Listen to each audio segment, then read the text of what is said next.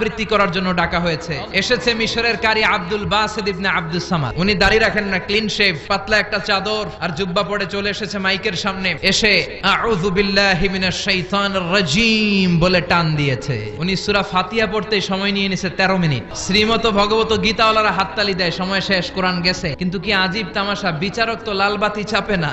আব্দুল বাসিত কয় এই তো সুযোগ, বিচারক যেহেতু লাল বাতি চাপে না, আমি আরেকটা সূরা ধরি। উনি কোরআনের সবচেয়ে সুন্দর সূরা আর রহমান তেলাওয়াত শুরু করলেন। উনি উনার গলায় আল্লাহ যত সুর দিয়েছিলেন সব সুর, দরদ, আদর ঢেলে দিয়ে সুরের ঝংকার তুলে পুরো কনফারেন্সকে মাতিয়ে দিলেন। 20 মিনিট, 25 মিনিট, 30 মিনিট হয়ে যায়, লাল বাতি চাপে না। এদিকে অর্গানাইজিং কমিটির প্রধান চেয়ার থেকে উঠে এসে বিচারকের গায়ে ধাক্কা দিয়ে বলে, এই ম্যান! বিচারক ভিমড়ি খেয়ে ওর সালাম দিয়ে কি হুঁশ নাই। না পেরে বিচারক দাঁড়িয়ে বলে, ও আব্দুল বাসিত ইবনে আব্দুস সামাদ, আজকের এই প্রতিযোগিতায় তোর জন্য তেলাওয়াতের কোনো সময় নাই, তোর যত মনে চায় তুই পড়ে যা।